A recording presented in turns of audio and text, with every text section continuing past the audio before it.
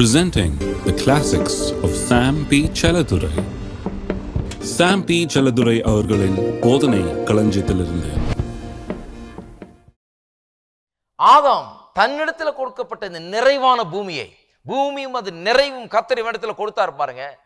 தன்னுடைய இதெல்லாம் கர்த்தர் இவனிடத்தில் கொடுத்து இவருடைய அன்பை அவனுக்கு வெளிப்படுத்தி, உன்னை வெறுங்கையா நான் வைக்கவில்லை, இந்த உலகத்தில் உனக்கு எல்லாவற்றையும் கொடுக்குறேன், இந்த பூமியே அதை கொடுக்குறேன், அது நிறைவே உன்னிடத்தில் கொடுக்குறேன்னு சொல்லி கொடுத்தார்.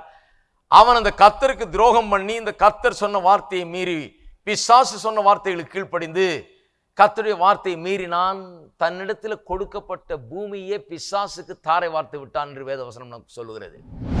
உங்களுக்கு தேவையான காரியங்கள், எனக்கு தேவையானவைகள் எல்லாம் இந்த பூமியானது நிறைவும் ஒரு தப்பான ஒருவனுடைய கையிலே அது சிக்கி கொண்டிருக்கிறது. அது அங்கிருந்து கர்த்தர் நமக்கு கொடுக்கிறது இல்லை.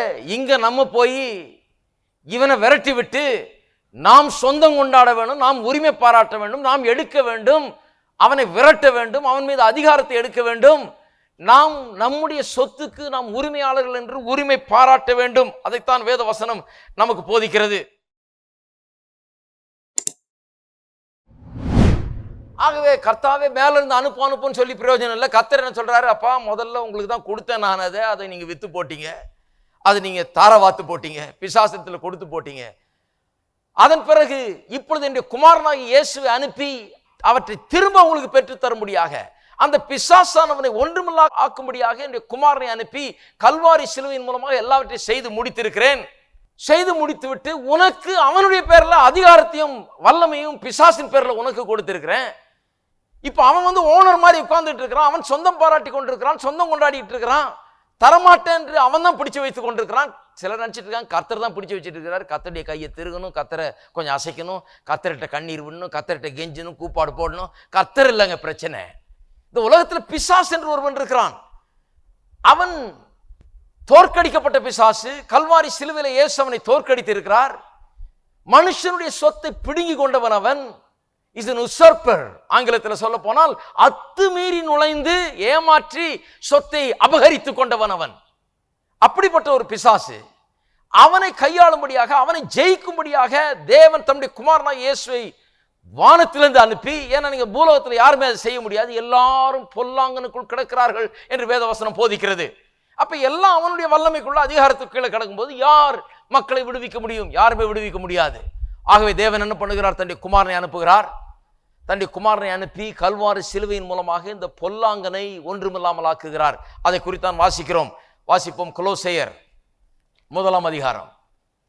இதை நாம் இவ்வாறு புரிந்து கொண்டோம் என்றால் தான் நாம் மெய்யாகவே ஏன் நாம் இன்றைக்கு போய் தீவிரமாக எடுக்க வேண்டும்.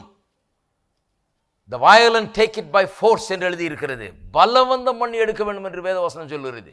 ஏன் பலவந்தம் பண்ணி எடுக்கணும்? ஒரு பொல்லாத ஒருத்தன் பிடிச்சு வச்சு உட்கார்ந்துட்டு இருக்கிறான். ஆகவே பலவந்தம் பண்ண வேண்டும். ஆகவே இயேசுவின் நாமத்தை உபயோகப்படுத்த வேண்டும். ஆகவே நாம் சொந்தம் பாராட்ட வேண்டும், உரிமை பாராட்ட வேண்டும், அவனை விரட்ட வேண்டும். இதுதான் வேத வசனத்தினுடைய போதனை. வாசிப்போம். கொலோசையர் 1 அதிகாரம் 12 வசனத்திலிருந்து வாசிக்கிறேன். ஒளியில் உள்ள பரிசுத்தவான்களுடைய சுதந்திரத்தில் பங்கடைவதற்கு நம்மை தகுதியுள்ளவர்களாக்குறவரும். இங்கே தமிழில் அவ்வளோ விளங்குல வாசித்தால், ஆங்கிலத்தில் கொஞ்சம் லேசாக விளங்குது.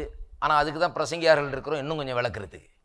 ஒளியில் உள்ள பரிசுத்தவான்களுடைய சுதந்திரத்தில் பங்கடைவதற்கு நம்மை தகுதியுள்ளவர்களாக்குனவரும் என்று சொல்லி இருக்கிறோம்னா என்ன நினச்சிக்கிறாங்க? தகுதி உள்ளவர்களாக்குன்னா நம்ம குவாலிஃபைடு ஆக்கிட்டாரு, நம்மளை ஏதோ பாவத்தெல்லாம் சுத்திகரித்து கழுவி நம்மை சுத்தமாக்கி நம்ம அந்த விதத்தில் தகுதி உள்ளவர்களாக்கினார் என்று அவ்வளவு தூரம் தான் அதை புரிந்து கொள்கிறார்கள். அது உண்மைதான். ஆனால் அதுக்கு மேலான ஒரு அர்த்தம் இங்கே அடங்கி இருக்குது. ஆங்கிலத்தில் எப்படி சொல்லி இருக்குது? He has made us meet to be partakers of the inheritance of the saints in the light. Meet to be partakers ன்னு சொன்னா நம்மை பரிசுத்தவான்களுடைய சுதந்திரத்தில் பங்கடைவதற்கு நமக்கு பலத்தை கொடுத்திருக்கிறாராம். able to be partakers. பங்கடைவதற்கு முடியாமல் இருந்த முந்தி சுதந்திரத்தில் தேவன் நமக்காக கொடுத்த அந்த சுதந்திரத்தை எடுத்துக்கொள்ள முடியாத ஒரு பலனற்ற ஒரு நிலையில் இருந்தோம். அப்போஸ்தலனாகிய பவுல் ரோமருக்கு எழுதின நிருபம் 5 அதிகாரத்தில் சொல்லுகிறார், பலனற்றவர்களா இருந்தோம் என்று. என்ன பலனற்றவர்களா இருந்தோம்? பிசாசை பற்றி ஒண்ணுமே செய்ய முடியல. நாம் பாவிகளா இருந்த போது என்ன பிரச்சனை? பிசாசை மேற்கொள்ள முடியல, அவனுடைய வல்லமை அதிகாரத்தை மேற்கொள்ள முடியவில்லை. ஏனென்றால் எல்லாரும் பொல்லாங்கனுக்குள்ளா கிடக்கிறாங்கன்னு சொல்லி இருக்குது. ஆகவே மனுவர்க்கம் முழுவதும் கிடக்குது, ஒவ்வொருவரும் கிடந்தோம். ஆகவே இந்த பிசாசானவனை குறித்து நம்மால் ஒன்றும் செய்ய முடியவில்லை. பல இடங்களில் இயேசு அதை போதிக்கிறார், மற்றவர்களும் போதிக்கிறார்கள். இயேசு சொல்றார், பலவான் ஒருவன் தன்னுடைய ஆயுதங்களை வைத்துக்கொண்டு தன்னுடைய சொத்துக்களை பத்திரப்படுத்துகிறானாம். அவனை மீற யாராலும் முடியவில்லை, அவனிடத்திலிருந்து விடுதலை பெற யாராலும் முடியவில்லை. மனு வர்க்கத்தின் கதையை அங்க வேற மாதிரி சொல்றாரு. இயேசு சொல்ற கதையெல்லாம் இப்படி யோசித்தா கரெக்டா வரும் பாருங்க. மனு வர்க்கம், தேவன், பிசாசு, இந்த கதையை அப்படியே சொல்றார் அவர். அவன் என்ன பண்ணுகிறான், பிடித்து வைத்து கொண்டு அவர்களை பலவந்தம் பண்ணி அவர்களை அடைத்து வைத்து கொண்டு அவர்கள் அவனை விட்டு மீறி வெளியே போகாதபடி அவர்களை சிறைப்படுத்துகிறான். யாரும் வெளியே வர முடியல, யாரும் மீள முடியவில்லை. அவனை விட பலவான் ஒருவன் வந்து என்ன பண்ணுகிறானா, அவனுடைய ஆயுதங்களை எல்லாம் பறித்து கொண்டு அவன் பிடித்து வைத்திருந்த எல்லாவற்றையும் விடுதலையாக்கி அவர் வெளியே கொண்டு வருகிறார், தனக்கு சொந்தமாக்கி கொள்கிறார். அந்த கதையெல்லாம் இதை பற்றி தான். அதைத்தான் இங்கே எப்படி சொல்லியிருக்குது. முன்னே சுதந்திரம் நம்முடையதுதான், நமக்காக கொடுக்கப்பட்ட பூமி தான், நம்முடையதுதான். இந்த செல்வங்கள் எல்லாம் வெள்ளியும் பொன்னும் கர்த்தருடையது, கர்த்தருடையதெல்லாம் என்னுடையது. கர்த்தர் எனக்காக தான் அதை உண்டாக்கினார், மனுஷனுக்காக தான் அந்த பூமியை உண்டாக்கினார். இப்படி என்னுடைய சுதந்திரமாய் இருக்கிற இவைகளை நான் எடுத்துக்கொள்ள முடியாத நிலையில இருந்தேன், பலனற்றவர்களாக இருந்தோம் நாம். இப்ப என்ன இருக்குது, ரட்சிப்பின் மூலமாக நமக்கு என்ன நடந்திருக்குதாம், சுதந்திரத்தில் பங்கடைவதற்கு நம்மை தகுதி உள்ளவராக்கினார் என்பதை விட அது பக்கத்திலே இன்னொரு வார்த்தை எழுதி கொள்ளுங்க, நம்மை பலன் உள்ளவர்களாக்கினார். தகுதி உள்ளவர்கள்னா சரியா வரமாட்டது அந்த அர்த்தம். Meet to be partakers, able to be partakers. இப்போ எபிலிட்டியை கொடுத்துட்டார். பரிசுத்தவான்களுடைய சுதந்திரத்தை அடையும்படியாக, அதை பெற்றுக்கொள்ளும்படியாக, அதை எடுத்துக்கொள்ளும்படியாக, அதை சுதந்திரித்துக் கொள்ளும்படியாக. முன்ன போய் எடுக்க முடியாத நிலையில் இருந்தோம், கட்டப்பட்டிருந்தோம், அடிமைத்தனத்தில் இருந்தோம். இப்பொழுது போய் அதை எடுத்துக்கொள்ளும்படியாக, சொந்தம் பாராட்டும்படியாக ஒரு பலன் நமக்கு உண்டாயிருக்கிறது என்று வேதவசனம் போதிக்கிறது. எத்தனை பேர் விசுவாசிக்கிறீங்க அதான் உண்டாயிருக்குதுன்னு? முன்ன இருந்த நிலைமையில இப்ப இல்லை. நம்ம முன்ன பிசாசுக்கு பயந்து கொண்டிருந்தோம், இன்றைக்கு பிசாசுக்கு பயப்படுகிறவர்கள். முன்ன கட்டப்பட்டிருந்தோம், இப்பொழுது கட்டப்பட்டவில்லை, சங்கிலிகள் அறுக்கப்பட்டு விட்டது. முன்ன அடிமைத்தனத்தில் இருந்தோம், இப்ப அடிமைத்தனத்தில் இல்லை. 12ஆம் வசனம் அப்படி சொல்லி இருக்கிறது, தகுதியுள்ளவர்கள் என்பதற்கு பதிலாக பலன் உள்ளவர்கள் ஆக்கிறார் என்று வாசியுங்கள். 13ஆம் வசனம், இருளின் அதிகாரத்தினின்று நம்மை விடுதலை ஆக்கி. இன்னும் நல்ல தெளிவா சொல்றாரு பாருங்க. இருளின் அதிகாரத்தினின்று சொன்னா அதனுடைய டொமினியன்ல இருந்து, அதனுடைய ஆளுகையிலிருந்து, அதான் அதிகாரம். இருள் நம்ம ஆண்டு கொண்டிருந்தது. இருள் என்று சொன்னால் பிசாசானவன், இந்த இருளின் அதிபதி. இருளின் அதிகாரத்திலிருந்து, அந்த ஆளுகையிலிருந்து நம்மை விடுதலை ஆக்கி. எத்தனை பேர் விடுதலை ஆகிருக்கீங்க இருளின் அதிகாரத்திலிருந்து? அதான் ரட்சிப்பு பாருங்க. ரட்சிப்புனா ஏதோ சும்மா பாவத்தை மன்னிச்சு விட்டார்ன்றல்ல, ஏதோ பரலோகத்துக்கு டிக்கெட் கொடுத்தாருன்றல்ல. இந்த பூலோகத்தில் வித்தியாசமானவர்களாய் வாழும்படியாக, வெற்றி உள்ளவர்களாய் வாழும்படியாக, ஜெயம் எடுக்கும்படியாக, பிரச்சனைகளை மேற்கொள்ளும்படியாக, புதிய ஒரு சக்தியோடு வல்லமையோடு பரிசுத்தவான்களோடு கூட சுதந்திரத்தை அடையும்படியாக, பலன் உள்ளவர்களாய் நம்ம மாற்றும்படியாக நம்மை ரட்சித்திருக்கிறார் என்று வேதவசனம் சொல்லுகிறது. இருளின் அதிகாரத்தினின்று நம்ம விடுதலையாக்கி, அதன் ஆளுகையிலிருந்து விடுதலையாக்கி, தமது அன்பின் குமாரனுடைய ராஜ்யத்திற்கு, அவருடைய ஆளுகைக்கு உட்படுத்தினவருமாய் இருக்கிற பிதாவை ஸ்தோத்தரிக்கிறோம். பவுல் அப்போஸ்தலன் அப்படி ஒரு சமரி மாதிரி கொடுக்குறாரு, ஒரு சுருக்கமா டக்குன்னு சொல்றாரு என்ன நடந்திருக்கு ரட்சிப்புலன்னு. குமாரனாகி அவருக்குள் அவருடைய இரத்தத்தினாலே பாவ மன்னிப்பாகிய மீட்பு நமக்கு உண்டாயிருக்கிறது. என்ன அருமையா சொல்லி இருக்கிறார் பாருங்க. அப்ப நாம் இருளினுடைய ஆளுகையில் இல்லை, இப்பொழுது விடுதலையாக்கப்பட்டு விட்டோம், வெளியே வந்து விட்டோம், ஒளியின் ராஜ்யத்துக்குள்ள வந்து விட்டோம்.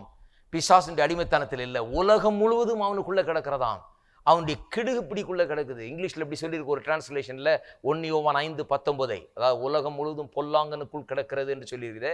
அந்த வசனத்தை கிங் ஜேம்ஸ் வெர்ஷன்ல இப்படி சொல்லியிருக்குது, whole world lieth in wickedness சொல்லியிருக்குது. விக்கெட்னஸ் இல்லது, wicked one, in the hands of the wicked one. ஒரு டிரான்ஸ்லேஷன் சொல்லுது, the whole world lies in the tight embrace of the wicked one. அவனுடைய கிடுகு பிடிக்குள்ள, மீள முடியாத அளவுக்கு உலகமே அவனுடைய கிடுகு பிள்ளைக்குள்ள கிடக்குது. ஆனா அடுத்த வசனம் சொல்லுது, ஆனா நாமும் அப்படி அல்ல என்று. நாம் அல்ல, அது நம்ம பற்றிய வசனம் அல்ல. கரெக்டா புரிந்து கொள்ள வேணும் பாருங்க. ஒருத்தர் சொல்றாரு, சாபமோ ஆசீர்வாதமோ நீங்கள் தெரிந்து கொள்ளலாம். நான் சொல்றேன், சாபம் எனக்கு இல்லை, எனக்கு என்ன ஆசீர்வாதங்கள் மட்டுமே தான். உபாகம் 28:1-14 வரைக்கும் தான் எனக்கு, மீதி எல்லாம் எனக்கு இல்லை. மீதி எல்லாம் கலாத்தியர் 3:13 கேன்சல் ஆயிடுச்சு எல்லாம். அதை அப்படியே மூடி வச்சிடலாம். நான் அதை சும்மா வாசித்து அதை தியானம் பண்ணிட்டு இருக்க போறதில்ல. அது எனக்கு இல்லைங்க, அது முடிஞ்சு போச்சு, அது அழிக்கப்பட்டு விட்டது, அது ஒன்றுமில்லாமல் ஆக்கப்பட்டு விட்டது. என்னுடைய சாபங்களை அவர் போக்கி விட்டார். சிலர் சொல்றாங்க 4 தலைமுறை வரைக்கும் அவன் தொடருமாக்கும். ஒரு நாள் கூட தொடராது, ஒரு நிமிஷம் கூட தொடர முடியாது. இயேசுவின் ரத்தத்தை காட்டிலும் வல்லமை உள்ள ஒரு சாபம் இந்த உலகத்திலே கிடையாது. என்றைக்கு இயேசு எனக்காக மரித்தாரோ, மரத்திலே தூக்கப்பட்டவன் எவனும் சபிக்கப்பட்டவன் என்று எழுதியிருக்கிறபடி கிறிஸ்து நமக்காக சாபமாகி நியாயப்பிரமாணத்தின் சாபத்திலிருந்து நம்மை நீங்களாக்கி மீட்டு கொண்டார் என்று எழுதியிருக்கிறதே. நீங்களாக்கி மீட்டு கொண்டார்னா மீட்டு கொண்டார், அவ்வளவுதான். எனக்கு சாபம் கிடையாது, எனக்கு ஆசீர்வாதம் மட்டுமே. ஆகவே பிசாசு நாளையிலிருந்து நான் விடுதலை ஆகிவிட்டேன். நான் அதுல கிடையாது, உலகம் முழுக்க அதுல கிடக்கலாம். அவர்கள் தத்தளிக்கலாம், அவர்கள் அவனுடைய சொற்படியெல்லாம் கேட்டுக்கொண்டிருக்கலாம், அவர்கள் அவனுடைய ஆளுகைக்குள்ள இருந்து கொண்டிருக்கலாம், அவர்கள் பலனற்றவர்களா இருக்கலாம். ஆனால் கிறிஸ்தவ விசுவாசிகள் இங்கே உள்ள உட்கார்ந்துட்டு இருக்கிறவங்க நீங்க பலனற்றவர்கள் கிடையாது.